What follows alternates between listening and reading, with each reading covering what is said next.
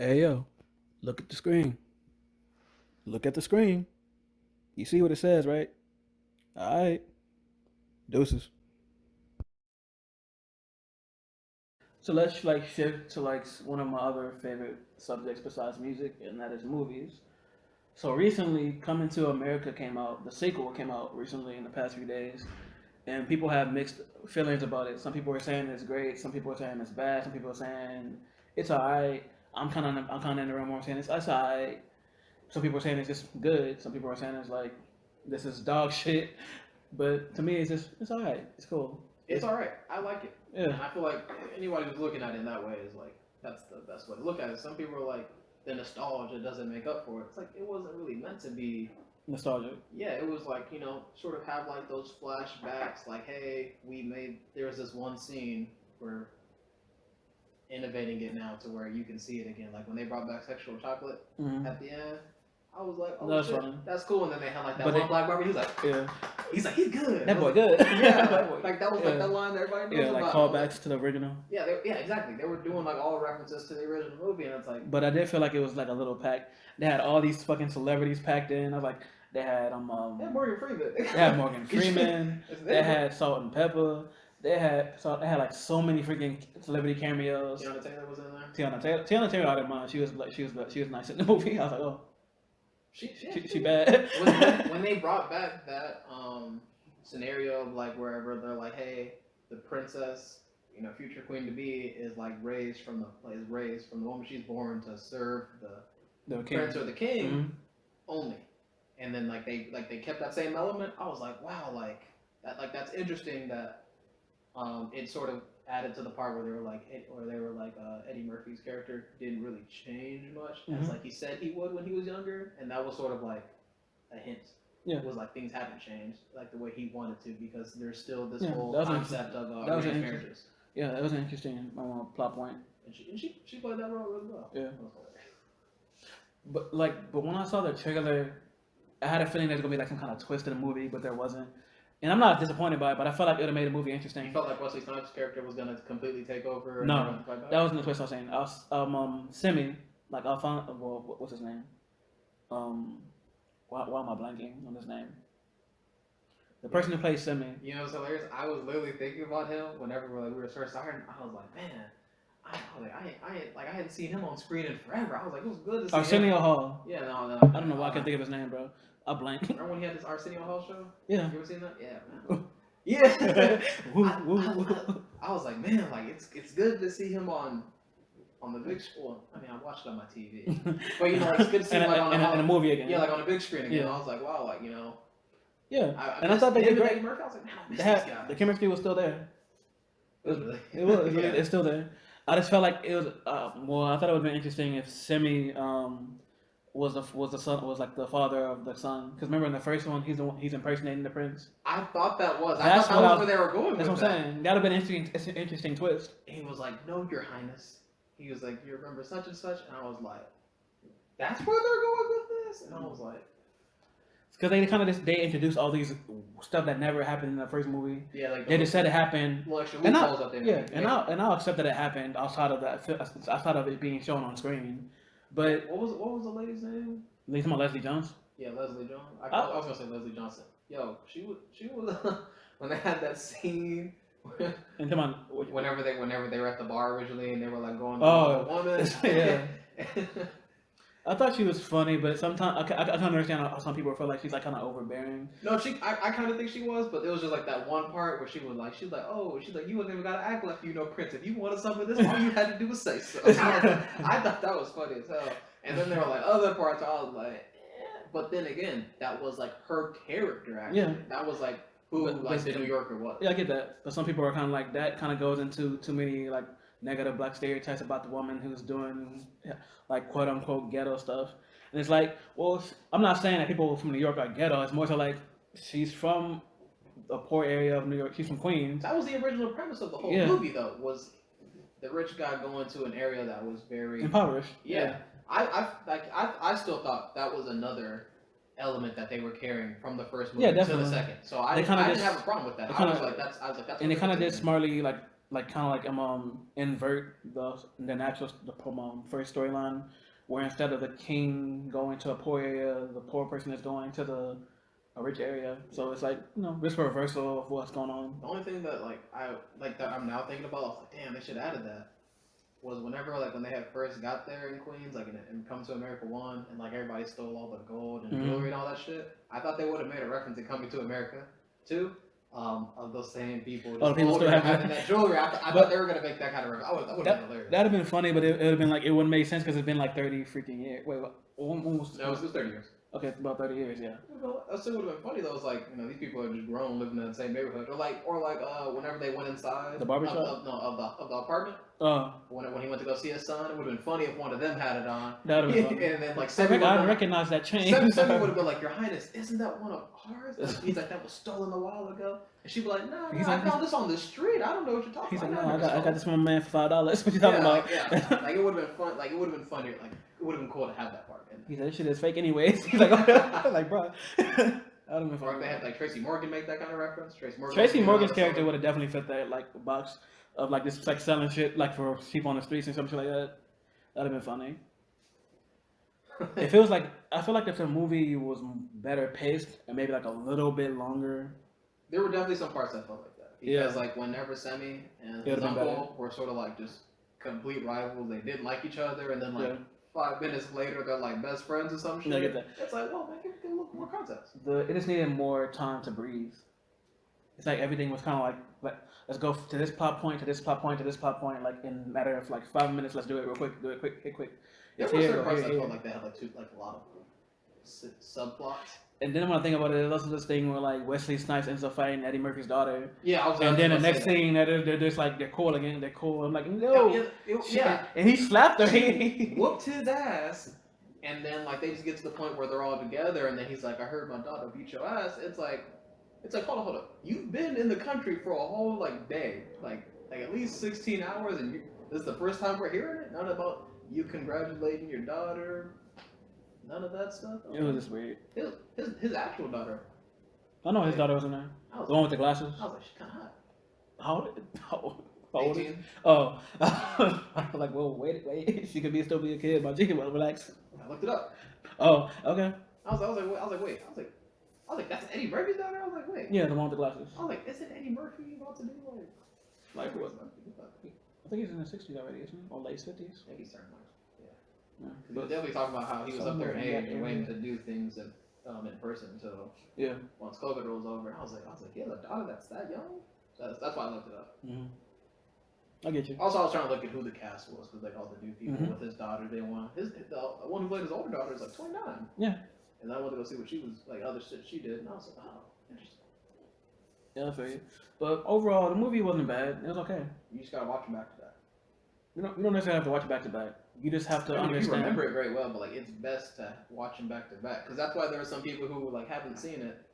Who just watched the sequel and then said, who haven't seen it since like they play it occasionally on TV all the time. Yeah. It's like they saw it originally when it first came out. Like they saw the whole movie maybe a couple times in the next few years, and then between like I don't know 93 to now, they had saw like little glimpses of it on TV. Like, oh, I like this scene, and that was really. They didn't really watch the whole movie and remember like all those parts. Yeah, but some people the humor in the film was interesting because like some people were saying it's kind of corny, but when you watch the first one, there's some corny stuff in there as well. It's not necessarily there were definitely corny parts whenever Prince Akeem was like emptying out Leslie's trash. I mean not Leslie. What was the wife's name? What was the wife's name? Lisa's trash. He's like, yes. Whenever you think of trash, think of Akeem. Think of Akeem. Yeah, I was like, that's kind of corny. Yeah, it's funny, but it was funny. Yeah, and I was that's why I didn't like. I give him a little slack. Like, but it wasn't horrible. But I think the thing in the second one was that there's so many characters that they have to like reintroduce and get you up to speed on what they're doing, that they don't have enough time to focus on like what has occurred in those 30 years. So if I feel like if they had like at the beginning of the film, if they had like some kind of like prologue to show like this is what people have been up to, this is what they're doing, and then you show them in their scenarios, you're like, okay, I can understand that he's in a scenario now. I can understand why he's doing this and that way. That definitely was a lot, especially considering that they had they had pretty much every single old character. Yeah. And then new ones. which was like that is a lot. Yeah, but the barbershop scene was the funniest to me. That's like the funniest one to me because like when it had Eddie Murphy and Arsenio playing all the characters in it, Yeah. so that was like funny to me. He was like, I'm looking for my child. It's been 30 years. He said, 30 years. He said, how much you been paying child support? He said, the king does not pay child support. He said, 30 years you've been paying no child support. You came back. He said, you's a fool. And I was like, oh, it's definitely hilarious. Yeah. And then whenever they were giving the dude a haircut, he was like, it's them African kids with them flies flying around their head. He was like, hey. Don't talk shit about the baby. You don't have to get up on my chair with that. I was like, yeah, that's real. That will actually happen. And then like he made some joke about political correctness. Yeah. They have one of the better jokes about being PC. Yeah. Everybody else, they be bitching a little too much in those jokes, and it's like, that's not that funny. I understand it. But even the first one wasn't necessarily not politically correct. The first one wasn't really that bad to me. And the ones now, it's very much in line with the sequel. The sequel just isn't as well paced. It doesn't have, the story is like a little bit too complex for it to handle all the stuff that it's trying to do. I feel like they just didn't have enough time. Yeah. Because what's the guy's name that did Creed, Fruit Devastation, and Black Panther? It's like Ryan Coogler? Yeah. Coogler. Like Coogler. See, from California. I'd be forgetting like some parts of the names. Whenever he went to Eddie Murphy was like, hey man. Yeah, he wants to do Michael B. Jordan. Let's do the sequel with Michael B. Jordan. He's like, alright, tell me what you're gonna do. And do the same exact thing, but with Michael B. Jordan. I was like, nah. It's like, well, we already did that. Yeah. And I feel like him bringing that up definitely showed like how they hadn't had that much time. I don't think it was a matter of the time. I think it's more so a matter of like how am I going to? It's like an Infinity War. Well, you gotta remember when they do the movie, like Eddie Murphy has to sit in that chair for like 6 to 8 hours. I get that, but what I'm saying is like I think it's more so a thing where like it's like an Infinity or Endgame thing. You have to find a way to concentrate on all these fucking characters and make sure that the plot line makes sense while balancing all these other characters as well. And it just didn't work all the way in this film. Well, I mean, Infinity War, you know. And there's like a lot more characters in that shit. They had 2 movies to recatch everything but up, and everything they had to recatch up was like what, 11 years worth? Wait, when did Infinity War came out? We saw Endgame right in 2019. I think it came out 2018. Maybe I'm wrong. No, 2019. I was gonna say because it had to be spring of 2019. Yeah, and then Infinity War was 2018. 20. Really? That was 2017. It's 2018. It's like a year. It's like a year later. Yeah. I'm trying to remember. I was like, wait, didn't? Because I was like, well, Black Panther happened in 2018, and I was like, well, they killed Black Panther in Infinity War, so I was like, trying to remember, I was like trying to place the time. Black Panther was right before Infinity War. Yeah, I think like Infinity War came out in April. Black Panther was February. Yeah, for Black History Month, of course. Yeah. Got a pill for the year. They got a pill for the black people. Let's get those dollars. That movie sold so much money. No, it's the highest. It's like 17th all time in like all movie. I think so. Behind, of course, Endgame, Avatar, the Titanic. Titanic stays up there. And then recently, Avatar became the highest grossing film again because it got re-released in China. I think it got re-released after it was re-released. Yeah, after it was re-released, something like that. Yeah. I'm pretty sure they're gonna re-release it again before the sequel comes out. So because James Cameron's working on a sequel now, so the sequel. They've been working on it. I know, but you gotta realize how long it came out in 2009, I think. Yeah. I remember I saw it at the IMAX theater. I was like, wow, that's so interesting. And then I got older and I was like, man, it's just an extraterrestrial Pocahontas. It really is. Which it is. Everybody's like, the plot wasn't that good. The plot, it's about you. That's why. Yeah, the plot is pretty standard. Because them crackers. That's what it's about. They don't like it because it was about them. That's why. You are intruding on our land. I liked it. It was different. Because like Alien, Predator, yeah, it's Avatar, like you could bond with the animals. Yeah, but it's more so this like white savior goes to a foreign land. Yeah. He becomes the savior. Well, I mean, outside the plot, not basic ass. It's really just the visuals. It's like the visuals are fucking amazing. But just like the creativity at that time at least. Yeah, so that's why I'm looking forward to the sequels. That was so cool. And then they were like, what was it, 20? I want to say 13. Between 2012 and 2015, they were like, we're making 4 more movies. Yeah, they still are. Yeah, no, I know. I'm saying, but like at that time when it was announced, I was like, wow, what are they gonna do with 4 more movies? They've already planned them. And so, like, what I've been hearing is that he's found a way to film IMAX underwater. So that's what he's been working on. Oh. So I'm like, that's gonna be good. That's gonna be interesting. Yeah, like I was like, man, Avatar 2 through 5, you've already have in your mind currently, we're making 4 more movies. Yeah. So it's like, what are you going to do with the second? And then, and 'Cause, so like- on. Because, like, usually when people make movies, it's like they have, like, the next 2 in mind at max. They never really have. Like, when they made the first Friday the 13th, they weren't out here thinking about Friday the 13th. But again, like with franchises like Avatar, you also have Star Wars. Star Wars was George Lucas had like this thing where he had ideas for it off the very first film. He had like ideas for years. Whoa, that's a little different though. Of course, Homie has the whole universe in his. That's what I'm you can saying. You can make everything. Theirs is more about, as far as we know as of right now, one planet, one foreign planet, and then including humans from Earth. Mm-hmm. But what I'm saying is like, from what I've been hearing, he's saying he's gonna try to do like a society that's underwater. So he's gonna be filming. The film is gonna take place mostly, at least for the second one. It's gonna take mostly underwater, and he's released like set photos. He's released of like them actors training to learn how to act underwater. So I'm pretty sure that's very hard. Yeah. So it's like, that's cool. But I want to see it, and I'm also looking forward to. I'm excited to watch every single one of them. Yeah. I don't know if they ever announced like they were doing 6 and 7. If they do 6 and 7, it's maybe I'm just like they should just stop. Some shit. They should just stop at 5. They said 2 through 5, and I was like wow, like I'm very interested to see how they do that. Yeah. Because that's a lot of movies for their current plot that they made in the first one. It's like where do you go from this? That was like, I was like, that's really interesting. Yeah, I get you.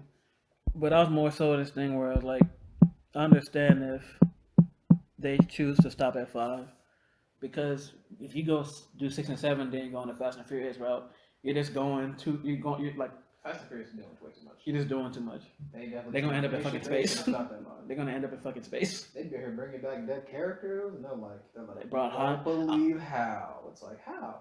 He said, "This shit is stupid, but I'm gonna watch it. I want to see how they. I want to see how they include flat family in this one. When they announced the new one, yeah, 9 or some the one where Han's coming back. I was like, no, I'm not doing this. I'm gonna watch it. I hate the fact that it keeps going on for this long, but I'm gonna be like, I hate that I'm gonna watch it. I know. I hate I'm gonna watch it. I hate I'm gonna watch it, but I'm gonna do it. I was like, man. So let's see how the family comes together. Yeah. Because that's the whole fucking. That's supposed to be the whole fucking thing, but really, it's really just niggas. They turn from racing to like shooting to heist. Yeah. Like these niggas are international criminals. How? Blowing up shit. You were just driving down the street. It's like, damn. I'm gonna watch the hell down. It just is what it is. I'm gonna hate myself for it, but I'm like, the action was cool, but the storyline is okay. This is too much. Because the last one had him get a son out of nowhere. Fast and Furious had people falling in love with manual cars, which is hilarious. People only want manual cars because of Fast and Furious, and because they just somehow think that that's just gonna make them the coolest person. Yeah, I get you. So like some other things that are coming out this weekend is the Snyder Cut of Justice League. I'm gonna watch that. And I'm looking forward to it like immensely, because like it's gonna be 4 hours long. I'm curious where they're gonna go with Joker from now on. Go from where? Joker. Because I hear that Joaquin Phoenix is gonna return for a sequel. I've been hearing that too. But now it's like with the Snyder, because movies go where the money goes. Exactly. It's like the horror movie Sinister. Mm-hmm. Sinister 1 did amazing in the box office. Yeah. They were like, that was it. They didn't have anything planned for after that. Same thing with Paranormal Activity 1. They were like, let's make this movie. And then nobody planned on making sequels, and they were like, wow, this is really good. Well, they must want some more, and then they made horrible movies after. And now with the Snyder Cut, if a lot of people watch it and a lot of people like it, they might bring it back for a sequel. Yeah, or they might let them do they might keep reusing those same characters, like the same universe. It's like a multiverse thing. Yeah, like a separate reality. Yeah, it's like, are we gonna do away with Joaquin Phoenix? Because I was curious to see what they were gonna do with it. Joker. Mm-hmm. I would be fine if they just left it alone, because it ended itself very on a perfect note. With Joker? Yeah, where he just ended up in the mental ward. Well, he got out. Hmm? He got out.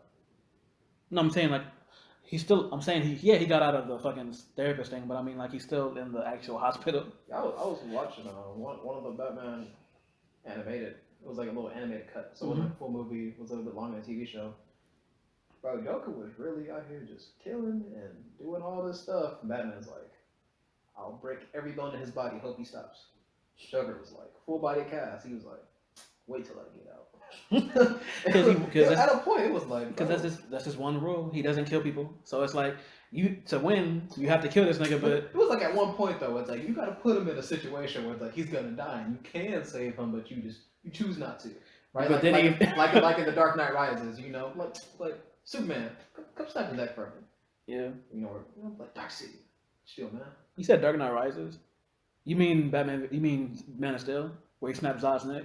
No. I mean, no. I was talking about how I think it was Dark Knight Rises, the one that came out, the first of the trilogy. That's not the first one. What was the first one? That's the last one. That's the very last one of the Dark Knight trilogy. Sorry, Batman Begins. Okay. That's sorry. Yeah. I watched all of recent stuff again. No, you good. But like whenever they were in the subway, I don't know what it is, the subway or some shit like that. Mm-hmm. And Ra's al Ghul was in the subway with them. He's like, you can't kill me. He's like, but I don't got to save you though. He just jumped out the subway and let him die. And I was like, why can't he ever just do something like that to the Joker, man? Joker was out here. Because Joker is like his arch enemy. You need that person to remind you of what you need to do. And yeah, you want to kill his ass, but you can't do it because then you're just as bad as he is. Even if you haven't killed as many people, it goes against, I guess, your morals. And another thing I noticed about Gotham City, we need cops like them. Well, what do you mean? Bro, Joker probably done killed like 500 people. Mm-hmm. He breaks out of jail every single time. He is the biggest threat on that planet. I think in the comic books, even Darkseid was like, who y'all got?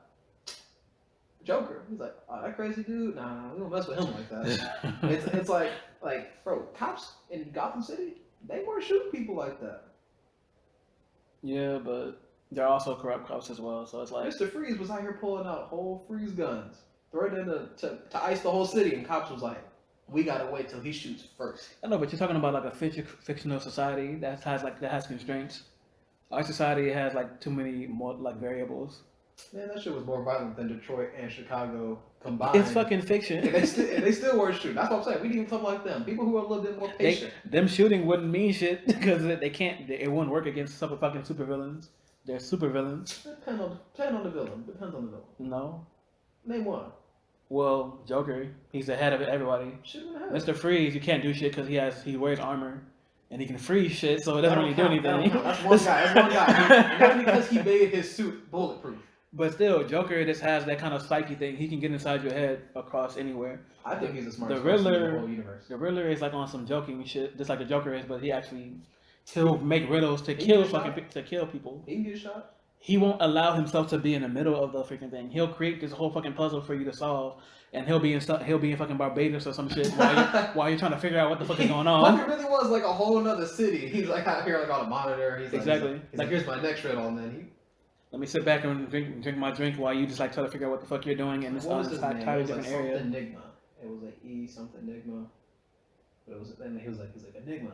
That was hilarious. But I'm saying like, you know, Bane, man, shoot that little tube on his back. He ain't all that without it. I'm saying the villains weren't bullets. You're talking about the comic Bane, but like the Tom Hardy Bane and fucking Dark Knight Rises, there's no tubes. This nigga's just buff. And he ain't bulletproof either. He's not. He still whoop your ass though. He was a motherfucking genius in that movie though. Yes. And he was smart. He was also a white man, so you know that helps. Of course. I'm kidding. Not really too much. Because the original Bane was like Brazilian or something like that. He was. He was like a Brazilian luchador. Mm-hmm. That turned into a fucking like monstrosity. He was like an assassin or something like that. Yeah. I like him. He was cool. Yeah, but you can't kill those dudes with bullets and shit. That's not gonna work. Bane. Now the henchmen, they're henchmen you can kill with fucking bullets, but you're not gonna kill a fucking supervillain with fucking bullets. There's no point of you trying to shoot me. Yo, the Joker, smartest person in the entire universe. I don't know if he's the smartest, but I think he's the most he can outsmart Batman, and it's like if you can outsmart Batman. Well, yeah. You gotta remember. I'll give you that. Batman can beat Lex Luthor. He can beat Darkseid. Mm-hmm. He can beat the Joker. He's been beating the Joker before. Joker will also be beating him. Yeah, of course. I'm saying like Joker's the only guy who's really out here beating Batman like on a planning level. He's the only one. I don't think there's any. You mean like he's more strategic? Like overall, he's more aware. Like Batman knows this person is gonna talk. This is how I get them to talk. Mm-hmm. Joker knows people either just as well, if not better. But then, because it's kind of like in the Dark Knight, the movie, where it really just comes down to the citizens. It's not dependent upon Joker or the Batman, but the Joker still also had like the initiative to say like if they don't blow each other up, I still got this fucking button that can blow them up regardless if they don't want to or not. I don't really be going based off the movies.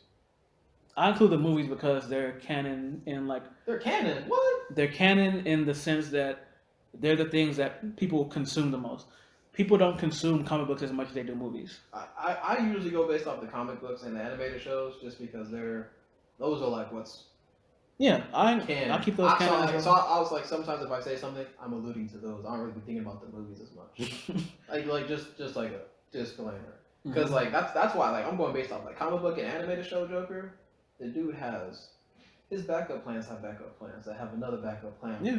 And it's like homie, he was low key like he was only getting caught because he wanted to.